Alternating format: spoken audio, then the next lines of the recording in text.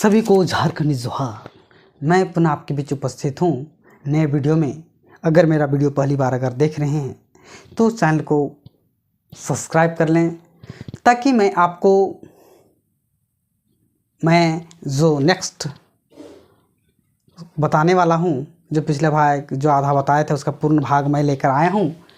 खूब कहानी है। और अगर पहली बार अगर आप देख रहे हैं तो इस चैनल को सब्सक्राइब कर लें, और वीडियो अच्छा लगता है तो आप कमेंट कीजिए, लाइक कीजिए। ठीक है, नहीं कीजिए लेकिन देखिए और समझने का प्रयास कीजिए। कहानी मैं बता रहा हूँ, खूब कहानी याद रखिएगा। ये जो आप झारखंड में जो एग्ज़ाम होते हैं उससे आपको रिलेटिव पूछे जाते हैं। तो मैं आपको अगला भाग बताने वाला हूँ। अगर इसमें अगर जानने के इच्छुक हैं, समझना चाहते हैं, तो आप मेरे से जुड़े रहें और अंत तक रहें। और जो आपको कठिनाई है, जो कठिन शब्द हैं, उसको मैं आपके बीच विश्लेषण करके मैं समझाऊंगा। और ये कहानी के साथ साथ आपको सुनेंगे तो आपको याद भी हो जाएगा। इसलिए मेरे से जुड़े रहें और समझने का प्रयास करें, क्योंकि पुनः जो है सीजीएल का एग्ज़ाम होने वाला है। इसलिए आप कंटिन्यू जो कहानियाँ हैं, जो गीतें हैं, मैं आपके बीच रखूँगा और आपको समझाने का प्रयास करूँगा। तो चलिए मेरे से जुड़े रहें। बहुत बहुत धन्यवाद। चलिए शुरुआत करते हैं। जो अगला हम बताए थे कि क्या बताए थे, जब कंपटीशन पास करता है दामोदर और वो वापस घर आ जाता है और माँ से मिलता है। माँ भी उसका बातों को सुनती है और उस समय दामोदर की माँ का निधन हो जाता है।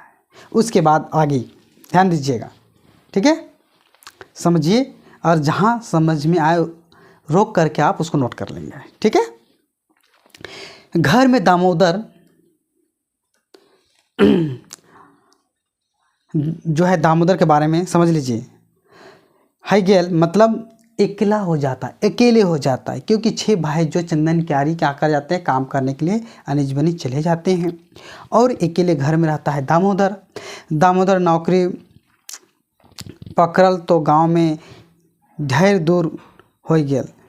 अब ढेर दूर होता है, सब कर्जा माप, महाजन सब चीज़ जो है निपट जाता है और अपना जो है शादी विवाह भी कर लेता है।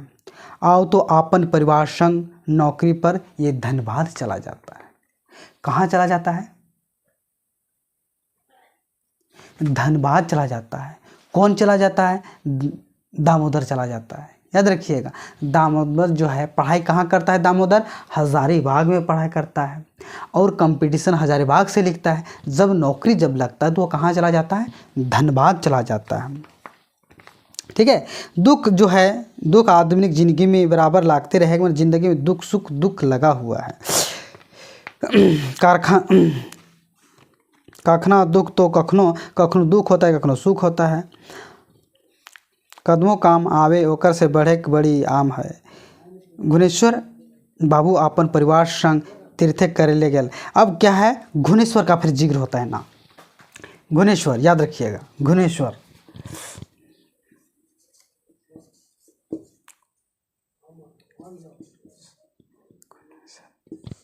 घुनेश्वर बाबू, घुनेश्वर बाबू और दामोदर।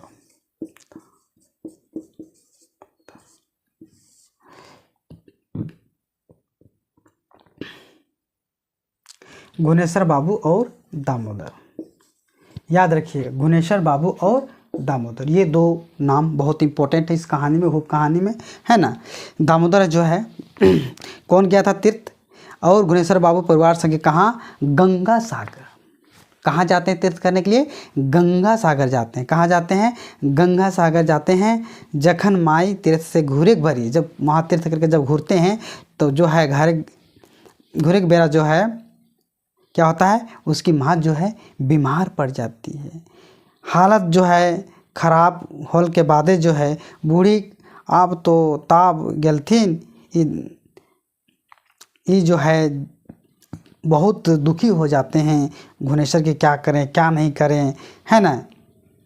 जो इनके वादे जो है आय के गुनेश्वर बाबू डॉक्टर से देखौला और अस्पताल भर्ती कराई देलथिन।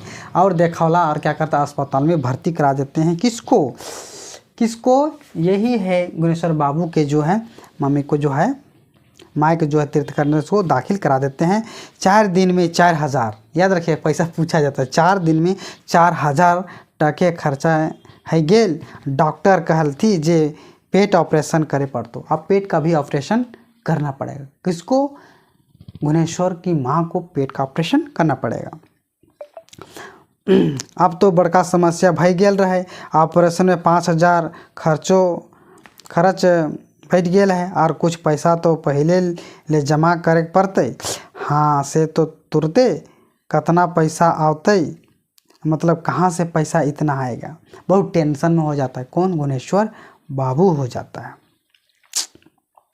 तो यह सोचे लागल गुनेश्वर बाबू। इतने में दादा करले दामोदर पहुंच गए। जब कोई भी बीमार पड़ता है, याद रखिए कोई भी जब बीमार पड़ता है अगल बगल में चर्चा होना स्वाभाविक है कि अरे फलना जगह फलना को एडमिट किया गया है, इस तरह से चर्चा होती है। तो उसी समय दामोदर जो है पहुंच जाता है। पता चलता है कि गुनेश्वर का माँ तीर्थ करने गया है और उसको हॉस्पिटल एडमिट किया गया है। तो देखने के लिए ये पहुंच जाता है। कौन पहुंचता है, दामोदर पहुंचता है। किले ओखिन हिया हालत में बैसल हाथ गुनेश्वर बाबू तो बात कही दिलथी और समस्यों राखला। दामोदर ढाढ़स बांधले और झट रुपयो जोगाड़ कर दिले। मतलब ढाढ़स दिला के धीरज लो, टेंशन नहीं लीजिए, हम आपको व्यवस्था कर देंगे। खातिर भाव करला और डॉक्टर ऑपरेशन सफल भले और पैसा कौड़ी दिले और सफल भी भई गेले। बूढ़ी माई बच गेली। 10 दिन तक अस्पताल में रहल। अब कितने दिन तक रहते हैं अस्पताल में, 10 दिनों तक रहते हैं। ठीक है।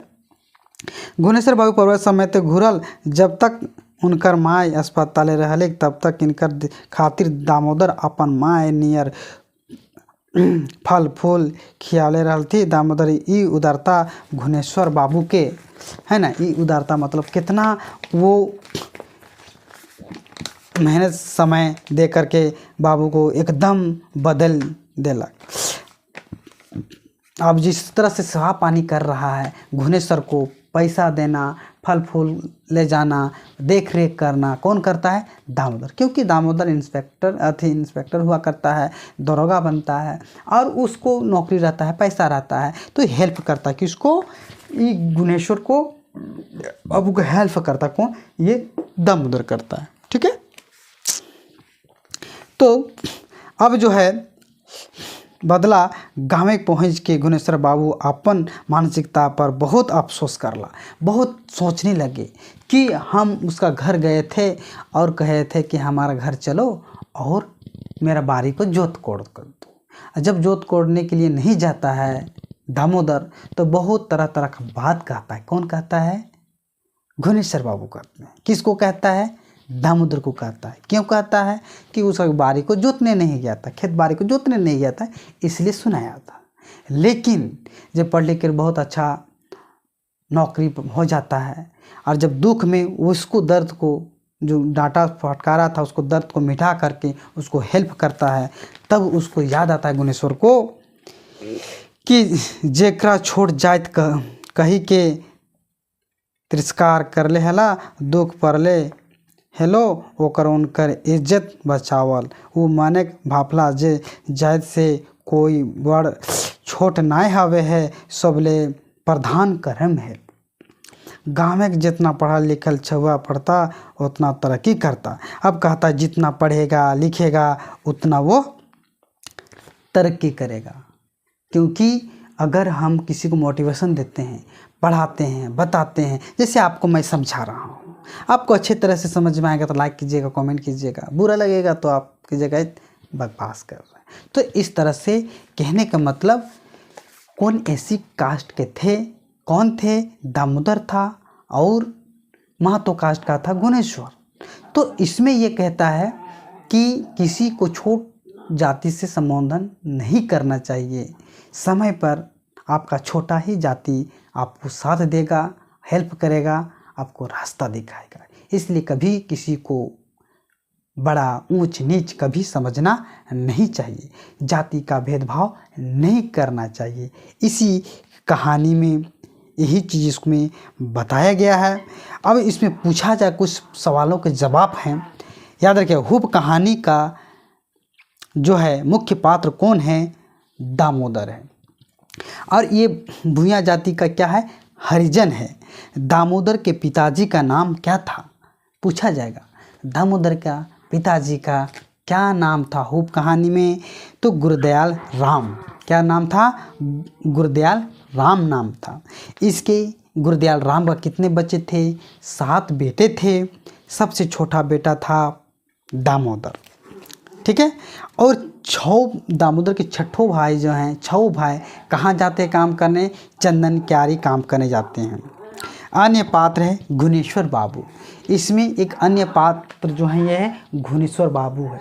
ये गुणेश्वर बाबू हुप कहानी में आया है। और दामोदर का जो है, जब एक दिन का जो कमाता है दामोदर, तो उसको एक दिन का कितना मिलता, मजदूरी मिलता है? 10 रुपये मिलता है ना। और यह कब से इसको छात्रवृत्ति मिलता है? याद रखिएगा, 7वां क्लास से लेकर के 10वां क्लास तक छात्रवृत्ति मिलता है ना। किसको मिलता है? दामोदर को मिलता है ना। अब ये पढ़ने के लिए कहाँ जाता? अपना गांव छोड़ करके पढ़ने के लिए कहाँ जाता है? हजारीबाग शहर जाता है। और जो है उधर जो है ये कहाँ इसका पोस्टिंग होता है? धनबाद में होता है। गुणेश्वर बाबू कहाँ जाते हैं तीर्थ करने के लिए? गंगा सागर जाते हैं। जब वापस लौटते हैं उनकी माँ का तबीयत खराब होता है और माँ का इलाज, गुणेश्वर बाबू का माँ का इलाज धनबाद हॉस्पिटल में होता है ना। कहाँ होता है? धनबाद हॉस्पिटल में होता है। तो इस तरह से ये कहानी था।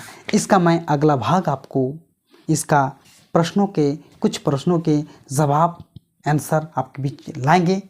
तब तक मेरे साथ जुड़े रहें। सभी को मेरे ओर से झारखंडी जोहार, जय हिंद, जय भारत। फिर मिलेंगे नए वीडियो में। आप मेरा वीडियो को देखें, आपको अच्छा लगा होगा तो लाइक कमेंट ज़रूर करें। सभी को जय हिंद, जय भारत। धन्यवाद।